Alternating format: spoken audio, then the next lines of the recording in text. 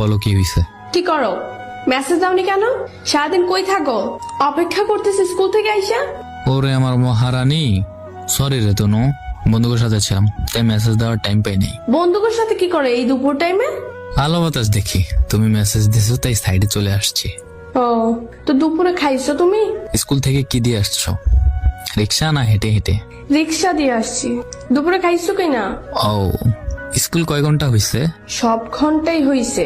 দুপুরে খাইছো? আজকে কয়জন ছেলে মেয়ে আসছে স্কুল? তোর গলায় পাড়া দিয়ে তোর কয়বার জিজ্ঞেস করছি খাইছো কিনা? আবার পাশ কাটায় চলে যাচ্ছ। পাইছো কি তুমি? মজা করি তোমার সাথে আমি?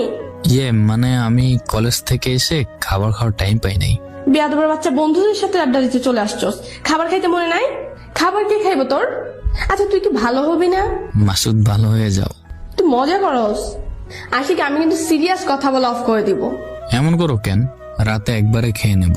তুই এখন খাইতে যাবি, বাসায় যাবি, খাবার টেবিলে বসে আমার ভিডিও কল দিবি, খাবি, তারপর আমার সাথে কথা বলতে আসবি। প্লিজ এমন জোর করো না, কালকে থেকে মিস করবো না। আচ্ছা আমি রুটিন দিচ্ছি, এর বাইরে চললে আপনার আমার লাইফের প্রয়োজন নেই। এমন ভাবে বইলো না তনু।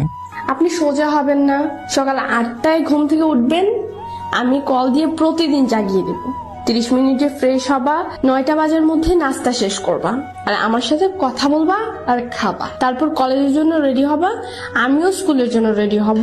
তুমি কলেজে যাওয়ার আগে আমার চকলেট কিনে দিয়ে যাবা। দেখা করে যাবা প্রতিদিন। কলেজে ওদিক সেদিক যেতে পারবেন না, প্রতিটা ঘন্টা করবা।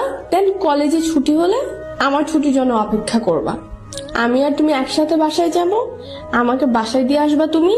আর হ্যাঁ, দুপুরে অবশ্যই কিছু একটা হালকা খেয়ে নেবে, যেন বাসায় এসে ভাত খেতে পারো। তারপর গোসল করবে, খাবে, আর হ্যাঁ, জোহরের নামাজ কলেজে মসজিদে পড়ে নেবে। গোসল করে আসর নামাজ পড়ে খাবার খাবা। তারপর তোমরা যেখানে ফুটবল খেলো ওইখানে গিয়ে ফুটবল খেলবা। সন্ধ্যার আগে বাসায় আসবে, আড্ডা দেওয়ার যাই করো না কেন বাসায় সন্ধ্যার আগেই আসবে। ব্যাস, আমি 9:30 কিংবা 10টা পর্যন্ত পড়বো, তারপর 11:30 পর্যন্ত কথা বলবো।